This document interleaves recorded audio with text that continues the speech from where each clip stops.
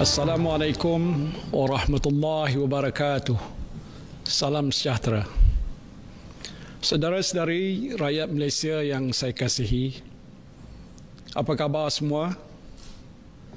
Saya harap saudara-saudari sihat sejahtera bersama keluarga di rumah. Bagi yang sedang bekerja, selamat bekerja dan jaga kesihatan. Sentiasa amalkan penjarakan sosial, jaga kebersihan diri, dan apabila balik ke rumah jangan lupa mandi dulu. Kemudian barulah buat apa-apa aktiviti bersama keluarga. Di awal ucapan saya ini, saya nak menzahirkan rasa terima kasih dan penghargaan saya kepada anda semua sebagai rakyat Malaysia. Anda adalah manusia yang hebat. Doktor dan jururawat yang berada di barisan hadapan, anda mengambil risiko setiap kali melangkah masuk ke ward. Tetapi anda terus melangkah dengan gagah untuk menyelamatkan nyawa orang lain. Walaupun letih, anda tidak mengeluh, tetapi terus berkhidmat dengan cekal. Terima kasih yang tak terhingga saya ucapkan. Terima kasih juga saya ucapkan kepada doktor dan jururawat di hospital swasta. Ketika hospital kerajaan sibuk merawat pesakit COVID-19, hospital swasta menerima pesakit-pesakit bukan COVID-19 untuk dirawat. Terima kasih juga kepada anggota polis dan tentera yang menjaga sekatan jalan raya. Anda berpanas, berhujan, tetapi terus menjalankan tugas. Syabas saya ucapkan.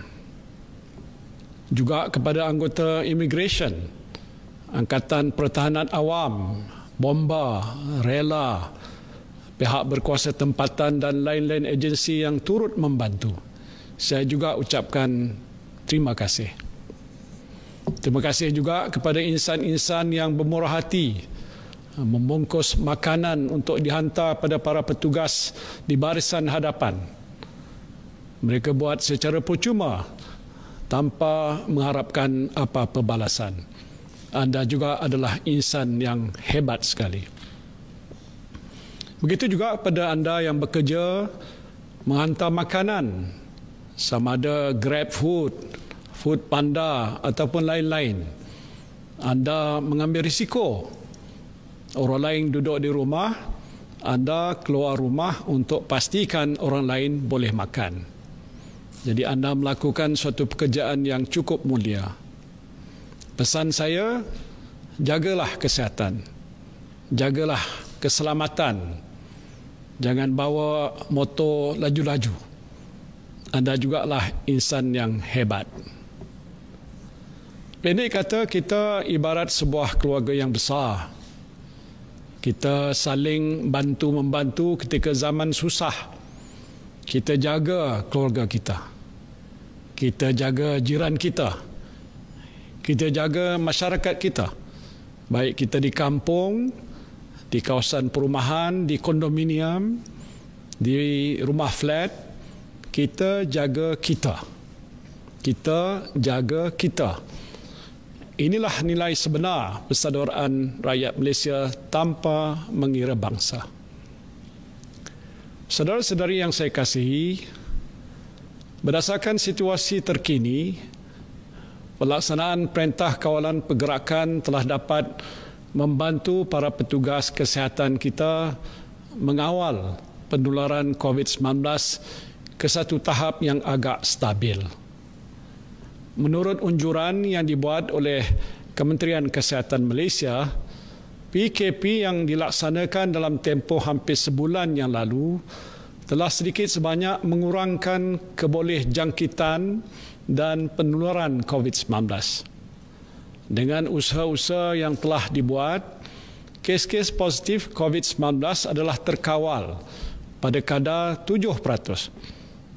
Iaitu di bawah benchmark 10% yang ditetapkan oleh Pertubuhan Kesihatan Sedunia atau WHO. kadar kematian akibat wabak ini juga adalah rendah, iaitu 1.6% berbanding 5.8% kadar kematian di peringkat dunia. Setakat ini seramai 1,830 orang pesakit telah keluar daripada hospital. Dan ini bermakna 43% pesakit COVID-19 telah pulih. Syukur Alhamdulillah. Hari ini saja jumlah pesakit yang pulih ialah seramai 220 orang, melebihi jumlah kes positif baru iaitu sebanyak 118 kes. Jumlah kes positif baru juga telah menunjukkan penurunan sejak beberapa hari yang lalu. Jika tren penurunan ini berterusan untuk tempoh 2 minggu yang akan datang, insya-Allah kita akan dapat mengawal wabak COVID-19 ini daripada terus menular. Namun begitu, kita tidak boleh mengambil mudah situasi yang sedang pun berlaku ini. Penularan wabak ini masih di peringkat pertengahan dan memerlukan tindakan pencegahan serta kawalan yang berterusan. Malahan, usaha-usaha mencegah wabak ini mesti diperhebatkan lagi bagi memutuskan rantaian penularan jangkitan. Ini termasuk memberi tumpuan khusus kepada kumpulan-kumpulan sasar yang dikenal pasti menjadi punca penularan wabak ini. Sehubungan itu, berdasarkan nasihat daripada Kementerian Kesihatan Malaysia dan pakar-pakar perubatan, kerajaan hari ini memutuskan untuk melanjutkan pelaksanaan Perintah Kawalan Pergerakan untuk tempoh 2 minggu lagi, iaitu daripada 15 April sehingga 28 April 2020. 15 April sehingga 28 April 2020. Lanjutan tempoh ini dibuat untuk memberi ruang kepada petugas-petugas kesihatan memerangi penularan COVID-19 selain mengelakkan penularan semula wabak ini dalam masyarakat kita. Dan tindakan ini adalah selaras dengan pandangan WHO yang menyarankan negara-negara supaya tidak menamatkan Perintah Kawalan Pergerakan terlalu awal. Dan seperti mana yang berlaku di beberapa buah negara, penularan wabak ini meningkat semula apabila Perintah Kawalan Pergerakan ditamatkan. Apa yang saya nak sebutkan di sini ialah kita mesti bersedia untuk berhadapan dengan situasi ini bagi satu tempoh masa yang agak lebih lama. Ianya mungkin berlarutan untuk tempoh beberapa bulan sebelum kita dapat betul-betul pastikan penularan wabak ini diatasi 100%. Itu pun kehidupan kita mungkin tidak boleh kembali seperti sedia kala. Selagi virus ini masih ada, amalan penjarakan sosial mesti diteruskan. Kita mesti sentiasa menjaga kebersihan diri. Elakkan daripada mengadakan sebarang bentuk perhimpunan. Hindari tempat-tempat yang sesak. Bulan Ramadan yang akan menjelang tiba tidak lama lagi. Kita tidak boleh ke bazar Ramadan untuk membeli juadah berbuka puasa seperti sedia kala. Kita tidak boleh ke masjid untuk bertarawih. Jadi kita bertarawihlah di rumah bersama keluarga saja. Mungkin juga kita tidak boleh balik ke kampung seperti biasa. Walaupun sukar untuk kita bayangkan perkara ini, tetapi inilah kenyataan yang akan kita hadapi. Saya juga baca komen-komen ibu bapa di Facebook. Ramai yang mahu penutupan sekolah dilanjutkan lagi. Ibu bapa rata-rata bimbang tentang keselamatan anak-anak mereka. Saya pun ada cucu yang bersekolah. Seperti saudari saya pun bimbang juga. Semua orang sayangkan anak. Cucu lagilah lebih sayangnya. Jadi sekolah mungkin tidak akan dibuka lebih awal. Kita mungkin akan tangguhkan dahulu sesi persekolahan sehingga kita benar-benar yakin bahawa keadaan telah pun kembali pulih. Sementara itu, anak-anak kita perlu belajar di rumah. Dan saya telah minta Kementerian Pendidikan supaya melaksanakan inisiatif pembelajaran dari rumah ataupun home-based learning sepanjang tempoh kawalan pergerakan ini dan mungkin untuk tempoh yang seterusnya sehinggalah sekolah dibuka. Walaupun keadaan di negara kita insya-Allah akan kembali pulih dengan langkah-langkah yang sedang diambil, kita mesti ingat bahawa bukan negara kita sahaja yang terkesan dengan wabak ini. Seluruh dunia terkesan, termasuklah negara-negara jiran kita. Saya nak beritahu di sepanjang sempadan negara kita ni banyak terdapat lorong-lorong tikus. Pendatang asing tanpa izin biasanya bolos menerusi lorong-lorong ini. Jika kita tidak tingkatkan kawalan, mereka mungkin bolos dan membawa virus masuk ke negara kita. Na'udzubillah.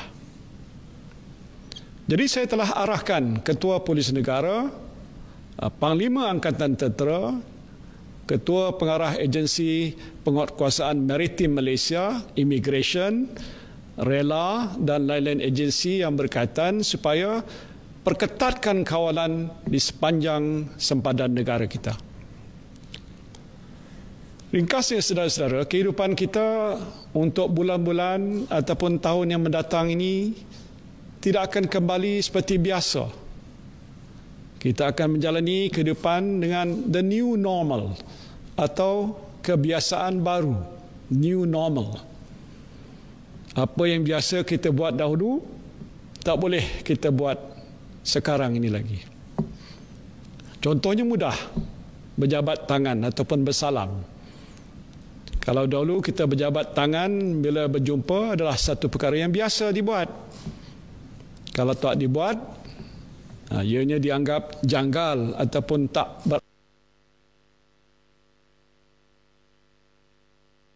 beradab. Tetapi sekarang ini lain.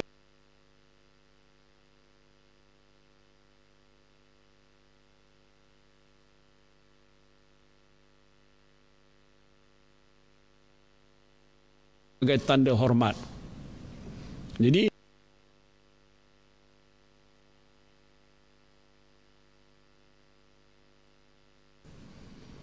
begitu juga perkara yang kita tak biasa buat sebelum ni seperti basuh tangan.